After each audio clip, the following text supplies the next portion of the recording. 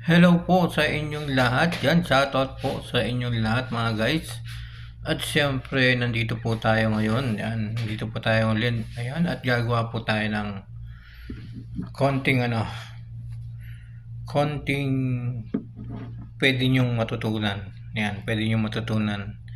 Ito po ay tungkol sa Facebook. Yan kasi ngayon mga guys ay merong pagbabago, isang malaking pagbabago sa Facebook, di ba? Dati mga guys ay hindi nyo po ito makikita sa Facebook, lalong-lalo na kung hindi po kayo monetize. Lalong-lalo na kung hindi nyo pa nare-reach yung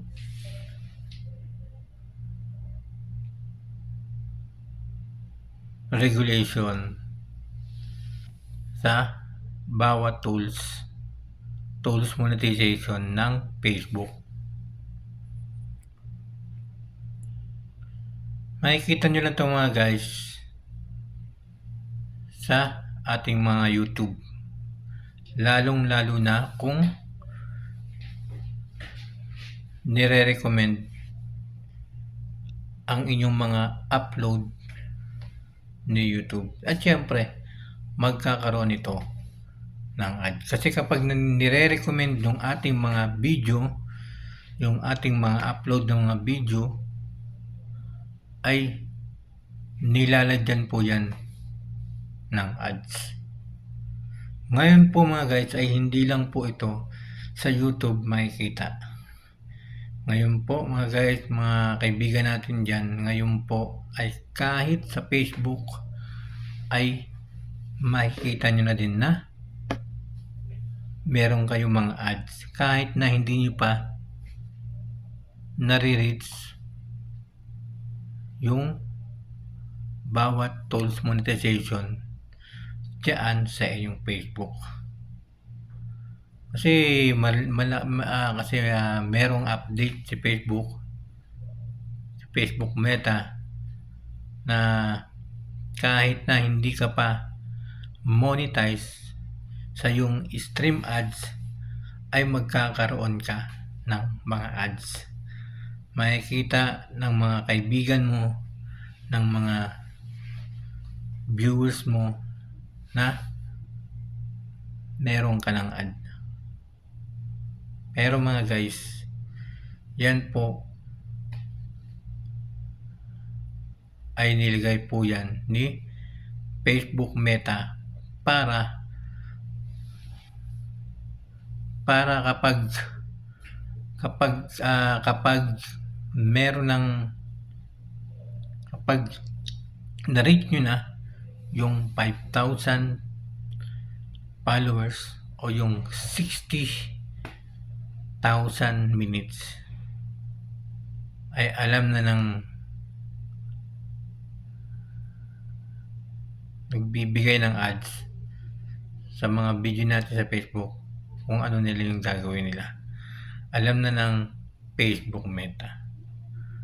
Kaya paano nga ba malalaman kung talagang meron tayong ads, di ba? Ano nyo guys, sa ating Facebook ay meron tayong tinatawag na tools monetization. Kailangan ma-reach po natin yung mga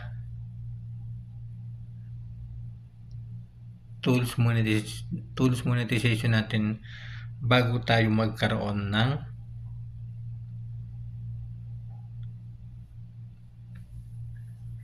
ads sa ating mga video sa ating Facebook. Kailangan ay magkaroon ka ng 5,000 followers at 60,000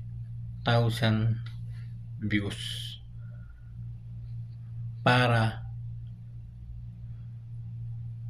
maging available ang inyong in-stream ads.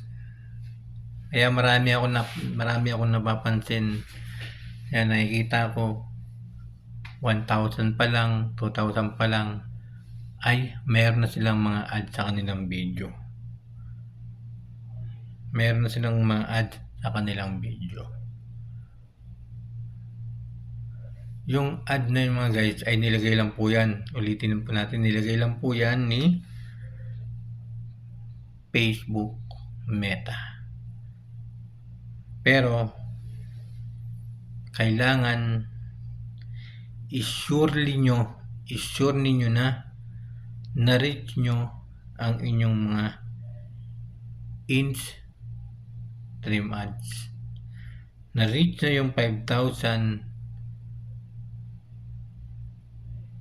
K followers at yung 60,000 minutes. Dito nyo po yung makikita nyo po yung mga guys sa inyong mga C dashboard. Saan nga ba makikita dito guys? Ayan. Nakikita nyo guys dyan sa baba yung C dashboard. I-click nyo lang po yan sa dashboard mga guys. I-click nyo po yan para malaman nyo kung totoo bang meron na kayong ad sa inyong mga Facebook o totoo bang monetize na kayo. Yan. Dito po yung makikita mga guys. Punta tayo sa monetization at meron diyang dito sa baba in-stream ads. Yan, click po natin yan. Yan, dito nyo makikita. Andito po yung 60,000 minutes. Yan, 60,000 minutes. Meron po akong 854. Ito po ang aking ginagamit. Ito po yung aking second Facebook.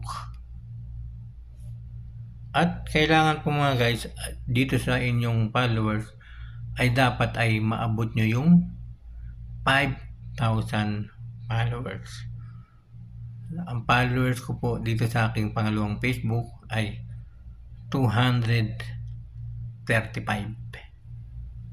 Kaya kailangan mga guys, bago kayo ma-monetize, kailangan ma-reach niyo yung 5,000 K followers at yung 60,000 minutes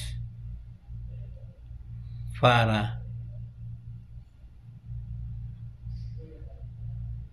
maging available ang inyong mga in-stream ads. Kaya huwag na po kayong magtataka kung meron po kayong makikitang ads sa inyong mga video, lalo na kung kayo po ay hindi pa nakaka-reach na 5,000 K followers. At kung hindi nyo pa nare-reach ang 60,000 views, kaya mag-live ka lang na mag-live ka, mag-upload ka ng mga video upang ma-reach mo yung 60,000 views at yung 5,000 followers. Makipagkaibigan ka, i-confirm mo sila lahat para ma-reach mo yung 5,000 followers at magkaroon ka na ng stream ads at magkaroon ka ng ads sa inyong mga video, sa inyong mga Facebook para ikaw ay kumita na. Yan lang po. Maraming salamat po sa inyong lahat. Thank you so much everyone.